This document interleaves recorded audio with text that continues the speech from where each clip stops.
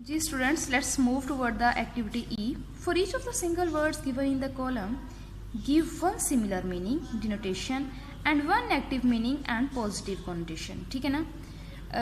Give one similar meaning, एक similar meaning देना है, एक हमने उसका नेगेटिव मीनिंग देना है और एक उसका पॉजिटिव मीनिंग देना है. जैसे हमारे पास एग्जांपल में है फैट. फैट का डिनोटेटिव मीनिंग जो है वो हमारे पास एक्चुअल मीनिंग आ गया ओवरवेट. ठीक है, लेकिन उसकी पॉजिटिव कोनोटेशन में आ गया प्लम्प, मोटा होना. ठीक है ना? और नेगेटिव कोनोटेशन में आ गया ओबीस, यानी कि बॉडी की शेप भी बहुत बुरे तरीके से होना. फिर हमारे पास वर्ड है नोटोरियस. नोटोरियस का जो एक्चुअल मीनिंग हमारे पास आया है वो है इल फेम या डी फेम. ठीक है, और उसका पॉजिटिव मीनिंग आ चुका है हमारे पास नोटेड और फेमस बंदा, और नेगेटिव आ गया है हमारे पास इग्नोमिनस. ठीक है, नेक्स्ट हमारे पास है बेटा स्पिंस्टर. स्पिंस्टर दोशेजा को बोलते हैं, यानी मेडन. ठीक है, अनमैरिड गर्ल को. ठीक है, दोशेजा होती है. वर्जन का फिर हमारे पास उसका पॉजिटिव कॉन्टेशन आ गया वर्जन, यानी पाकीज़ा भी, पाकीज़ा दोशेजा को बोलते हैं. ठीक है, लेकिन उसकी नेगेटिव कॉन्टेशन में आ गया ओल्ड अनमैरिड वुमेन. ठीक है, फिर हमारे पास फोर्थ वर्ड है स्टूडेंट स्टर्न का, यानी स्फीयर होना, बहुत सख्त होना. और ये इसका एक्चुअल मीनिंग है.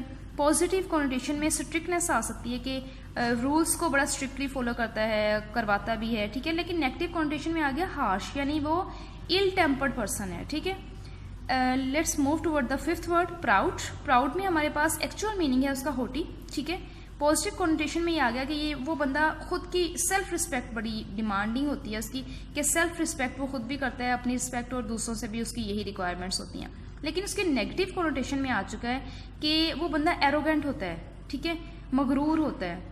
नेक्स्ट हमारे पास सिक्स वर्ड है श्रियूड. श्रियूड का जो एक्चुअल मीनिंग है वो है क्लेवर होना, वाइज होना. ठीक है, और पॉजिटिव कॉन्टेशन में आ जाता है जीप, वो बंदा इंटेलिजेंट है, इंटेलिजेंटली एक्टिवली हर काम को करता है.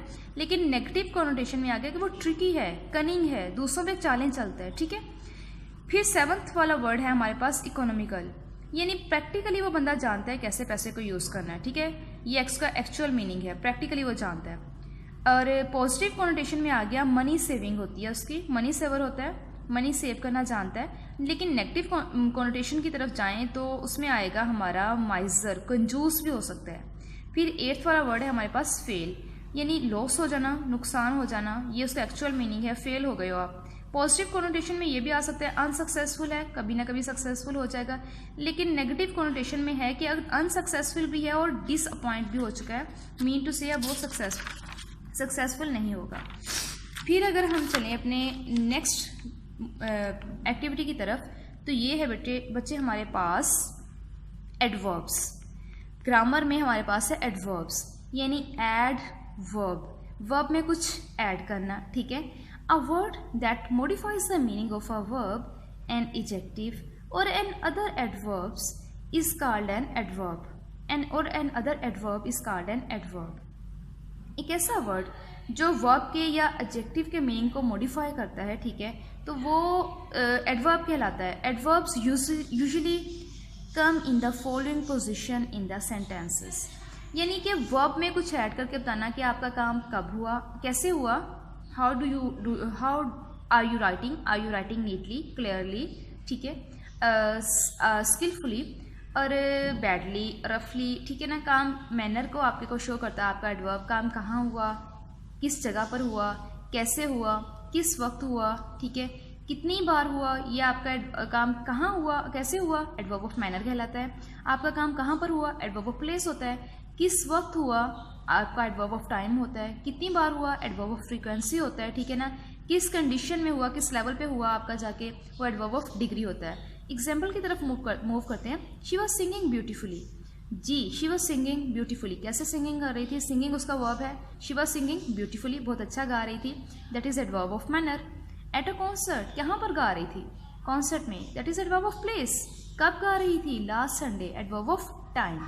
फिर नेक्स्ट बेटा हमारे पास है इन्फिनिटिव्स. इन्फिनिटिव्स क्या होते हैं, इन्फिनिटिव्स होता है टू के साथ वर्ब की फर्स्ट फॉर्म का यूज़ होना, जो है वो इन्फिनिटिव कहलाता है. ये एक रूल है, टू के साथ वर्ब की फर्स्ट फॉर्म यूज़ होती है, या दो वर्ब एक ही सेंटेंस में इकट्ठे यूज़ हो जाए तो फर्स्ट वर्ब सेकंड का इन्फिनिटिव होता है. For example, you are free to go to your मस्जिद. You are free to go, you can see the bold word to go. To के साथ वर्ब की फर्स्ट फॉर्म यूज़ हुई है, this is called infinitive. This is an English term जो हम literature में use करते हैं. He made the people walk, यानी made is also a verb and the work is also a verb, ठीक है। The first word is the infinitive of the second and the second is the infinitive of the first. The words given in the bold have no subject, we say that to go is the infinitive of the verb, ठीक है।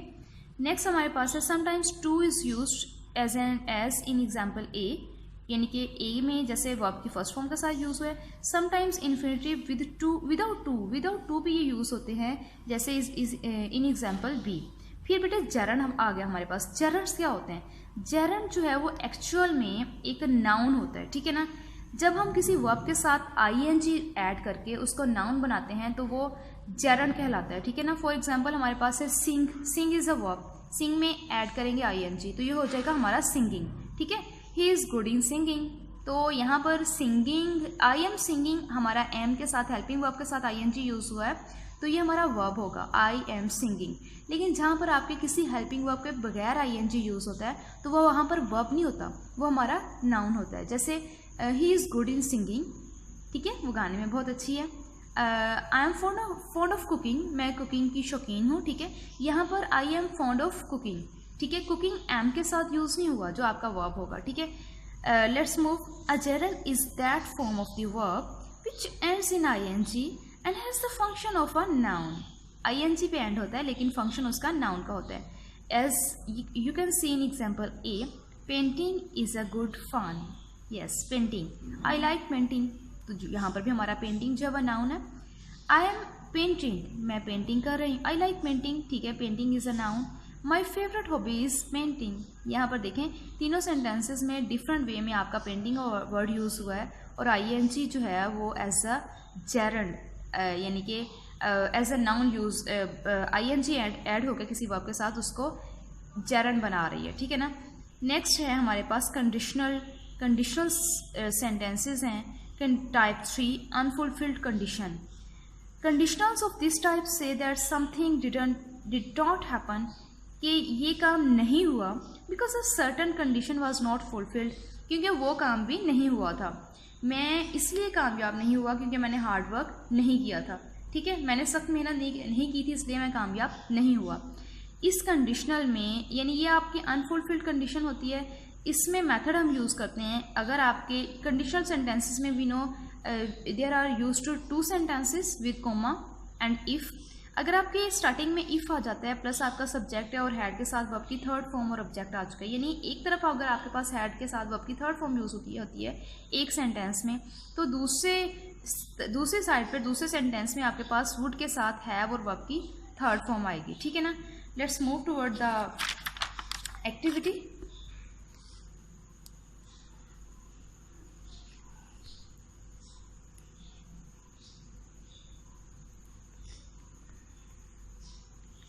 जी, find the kinds of adverb in the unit. Adverb of manner सबसे पहले हमने find out करना है, ठीक है। तो हमने पढ़ा है कि before the birth of Pakistan he clearly mentioned, हमने क्लियरली का वर्ड पढ़ा है, उन्होंने बड़े वाज़ेह तरीके से बयान किया, ठीक है। Bravely, we should face it bravely, उन्होंने कहा कि हमें इसका बहादुरी से सामना करना चाहिए। Do not afraid of death, we should face it bravely. Next है हार्ड वर्क, ठीक है। फिर एडवर्ब ऑफ प्लेस, यहाँ पर हमारे कौन कौन सी जगह का जिक्र हुआ है। Under her dynamic leadership, under का वर्ड हमने यूज़ किया, ये प्लेस को शो करता है। अंडर का, अप का, इनसाइड का, आउट का, ठीक है, बिसाइड का, डिफरेंट वर्ड्स यूज़ होते हैं जो हमारी प्लेस को शो करते हैं। फिर लाहौर का वर्ड यूज़ हुआ है, पाकिस्तान का, सब कॉन्टिनेंट का। नेक्स्ट हमारे पास है एडवर्ब ऑफ टाइम, टाइम कौन कौन सा यूज़ हुआ है। आफ्टर का, early, in the early times of Pakistan, ठीक है, in the early times of Pakistan emergence, हमारा अर्ली का वर्ड यूज़ हुआ है। टुडे का यूज़ हुआ है।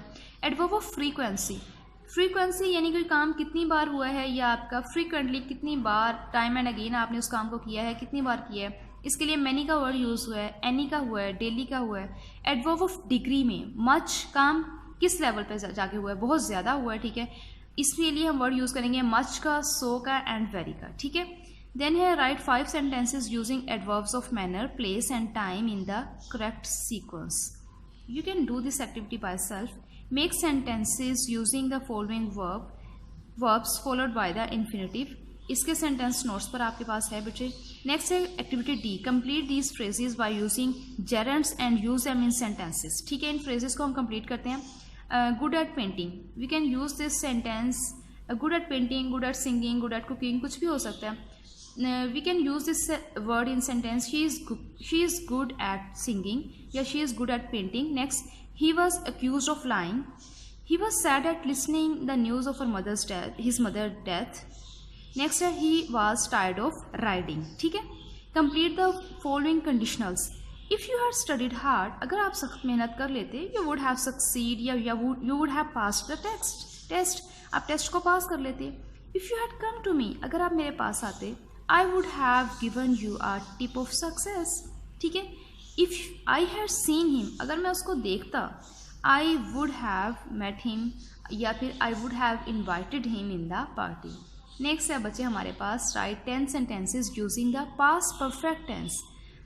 स्टूडेंट्स past perfect tense के में 10 sentences आप खुद बनाएं. ठीक है, it's our complete exercise. Inshallah, I hope you will do this exercise in very good way. Allah Hafiz, best of luck and take care.